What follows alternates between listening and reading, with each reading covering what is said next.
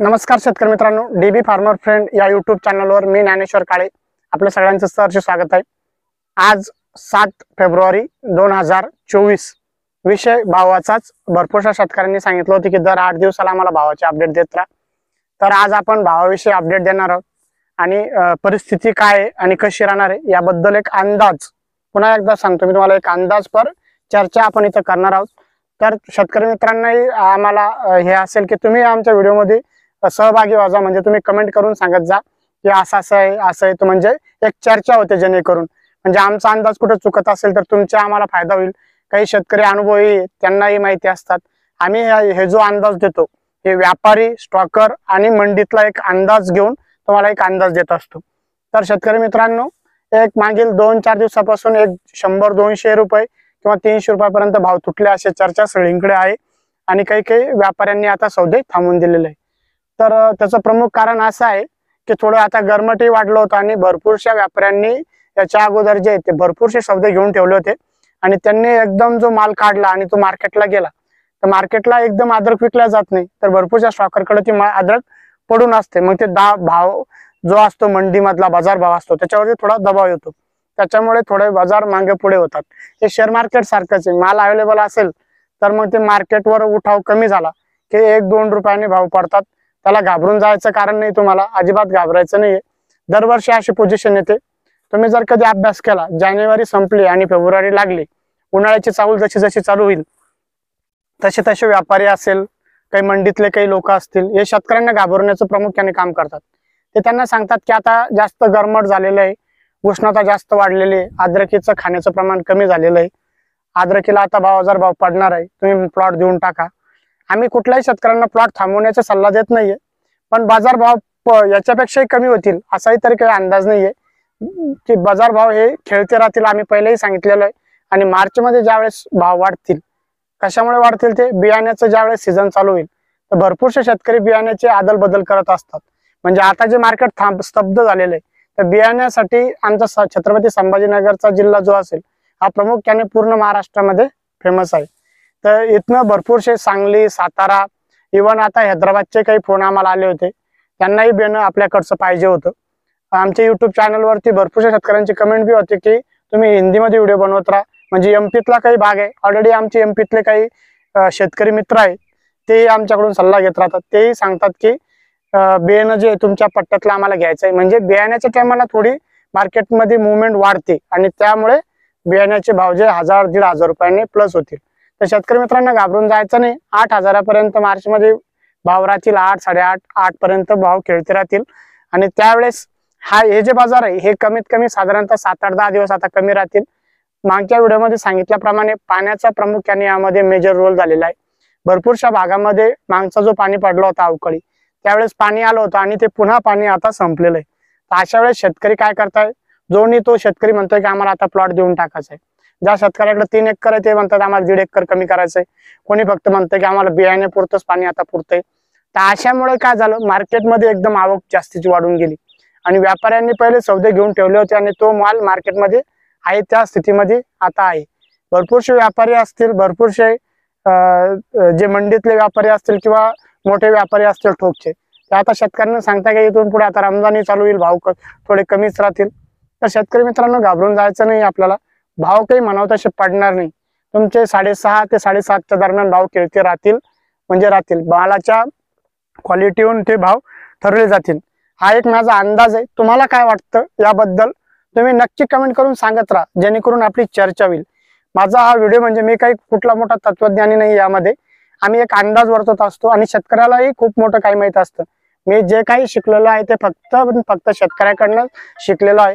तर तुम्ही जर कधी कमेंट करत राहिला तर आमच्या लक्षात येईल की कुठे काय भाव चालू आहे आणि कशामुळे बाजार भाव कमी झालेले आहे। या ज्या गोष्टी तुमच्या अभ्यासातून असेल, तुमच्या अनुभवातून असतील, या ज्या शेतकरी गरजवंतोय, जे शेतकरी नवीन आपल्या मार्केटमध्ये आलेले, त्यांनी लागवड केली, त्यापर्यंत तुमची माहिती त्यांना मिळेल। म्हणून जेणेकरून आम्ही कंटिन्यू सांगत असतो की तुम्ही कमेंट मध्ये सांगत राहा। मग कमेंट काय करतात, दुसरे शेतकरी वाचतात की मार्केट कशामुळे पडलेलं आहे, बाजार भाव काय राहतील, हे तुम्ही अंदाज सांगितले तर आपण त्याच्यावरती चर्चा करू शकतो।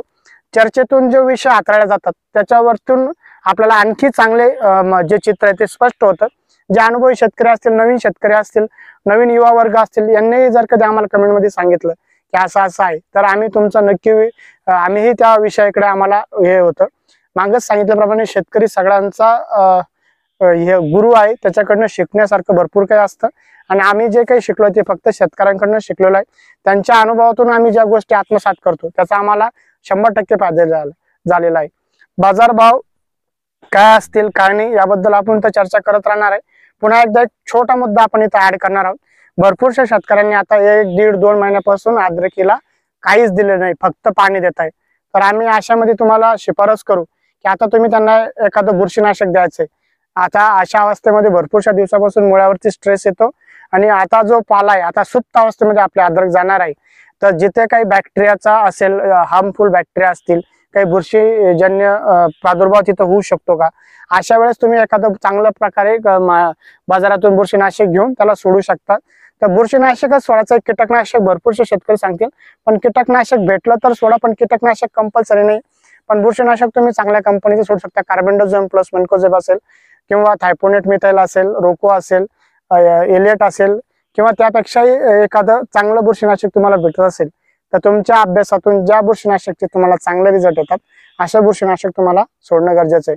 रेडीम्यूल गोल्ड वगैरे या सगळ्या गोष्टी तुम्हाला सोडणं गरजेचं आहे, जेणेकरून तुमचं जे प्लॉट किती दिवसाचा सुप्त अवस्थेमध्ये गेलेला आहे तर त्याच्या मुळांना स्ट्रेस येणार नाही. जे बियाणं तुम्हाला ठेवायचं आहे त्याला तर नक्कीच सोडायचं आहे तुम्हाला, कारण की बियाण्याला काही बुरशी असतात. आपण नंतरला त्याची बीज प्रक्रिया करतानाही ते करतोच, पण आतापासून जर कधी काळजी घेतली तर काळजी आपल्याला पुढे त्याला चिंता करण्याचं कारण राहत नाही, कारण की काही बुरशी आपण जमिनीमध्येच मारून टाकण्यात सक्षम राहू शकतो. त्याच्यामुळे तुम्ही आता एखादं बुरशीनाशक देणं गरजेचं आहे. भरपूरशे शेतकरी सांगतील की आता सुप्त अवस्थेत गेलेले तर ह्युमिक ऍसिडची गरज नाहीये, पण भरपूरशा शेतकऱ्यांना मी आता दाखवू इच्छितो की असा जर कधी पाला तुमच्याकडे असेल तर त्याला थोडं फोटोसिंथेसिस साठी जर कधी तुम्ही दिलं तर तुम्हाला त्याचेही खूप सारे फायदे होतात आणि तुमचा प्लॉट फोटोसिंथेसिस होऊन जे बेन आहे ते जोमदार तुमचं राहतं आणि त्याच्यामध्ये थोडं त्या प्रमाणात जिथं ज्या बुरशी असतात त्याची रोगप्रतिकार शक्ती ही त्या प्रमाणात वाढते.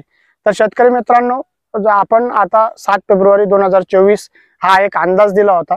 आम्ही आणखी काही शेतकऱ्यांना सांगणार आहोत की तुम्हाला जर कधी तुमच्या बाजार भाव तुमच्या एरियामध्ये काय चालू आहे, तुम्ही मागच्या वेळेस जसे कमेंट करून सांगितलं होतं त्याचा खूप मोठा आमच्या शेतकऱ्यांना फायदा झाला, कारण की पूर्ण मार्केटचं त्यांना आपल्या सांगलीचे शेतकरी असतील, संभाजीनगरचे शेतकरी असतील, पूर्ण महाराष्ट्रातले जेवढे शेतकरी असतील त्यांच्यामुळे एकूण एकाला भाव माहीत झाले की कोणत्या मार्केटला काय भाव चालू आहे. कृपया करून फक्त मंडीचे भाव देत जाऊ नका, जे व्यापारी जाग्यावर घेतात तेच भाव तुम्ही कमेंट बॉक्स मध्ये टाकायचा, जेणेकरून शेतकऱ्यांच्या लक्षात येईल की कुठल्या भागामध्ये काय भाव चालू आहे. आणि पुन्हा एकदा एक चांगली बातमी आणि चांगली गोष्ट चर्चेतून आम्हाला समजलेली आहे की पूर्ण भारतामध्ये जो महाराष्ट्राचा माल आहे याला खूप मोठ्या प्रमाणात उठाव आलेला आहे. त्याचं प्रमुख कारण हे की आपल्या जे अद्रक असते याच्यामध्ये वॉटर पर्सेंटेज कमी असून मसालायुक्त खूप चांगला आहे. जर कधी अद्रक काढली आणि जर कधी आपण ट्रान्सपोर्ट करत असेल ट्रॅक्टर वगैरे मधून जर कधी अद्रक दिली आपण तर साधारणतः एक 500-600 मीटर पर्यंत त्याचा वास येतो. म्हणजे आपली अद्रक एवढी चांगल्या क्वालिटीची आहे आणि आपल्या अद्रकीला भविष्यही खूप मोठ्या प्रमाणात आहे. मागच्या काळामध्ये ज्या वेळेस बँगलोर जी अद्रक होती याने जे मार्केट 70% कॅबेज केलं होतं, म्हणजे 70% भारतामध्ये बँगलोरच्या अद्रकीचा दबदबा होता. अशामध्ये आता एक चांगली गोष्ट समजून आलेली, भरपूरशा भागातल्या भरपूरशा भागातले जे स्टॉकर आहे, व्यापारी, त्यांच्यासोबत चर्चा करून असं लक्षात आलं की आपली जी अद्रक आहे हिचं खूप मोठ्या प्रमाणात मागणी आता वाढली आहे आणि त्यामुळे भाव हे चांगलेच राहतील. पुढच्याही वर्षी थोडेफार भाव चांगलेच राहणार आहे. इथून पुढे भाव एकदम असे कमी होणार नाही, 1000-1500 रुपये भाव जेमतेम दुसऱ्या पिकापेक्षा चांगलेच राहणार आहे. तुम्हालाही काही माहिती असतील तर तुम्ही नक्की आम्हाला कमेंट बॉक्स मध्ये कळवा की अद्रक आपली कशी भाव राहतील आणि काय त्याच्या मागचं प्रमुख कारण असेल. शेतकरी मित्रांनो, तुम्हाला जर कधी आमचा हा व्हिडिओ आवडला असेल तरच आमच्या चॅनलला लाईक करा, सबस्क्राईब करा आणि तुमच्या गावातल्या जे युट्यूब चॅनलचे जे ग्रुप असतात त्याच्यावरती हा व्हिडिओ शेअर करा, जेणेकरून नवीन शेतकऱ्यापर्यंत माहिती कळेल आणि तेही शेतकरी आपल्याला तिथलचे बाजारभाव सांगू शकतात. तर शेतकरी मित्रांनो, पुन्हा एकदा आमचा हा व्हिडिओ पूर्ण बघितल्याबद्दल तुमचे आभार आणि पुढचा व्हिडिओ कुठल्या विषयावरती घ्यायचा नक्की आम्हाला कमेंट बॉक्स मध्ये कळवा. धन्यवाद.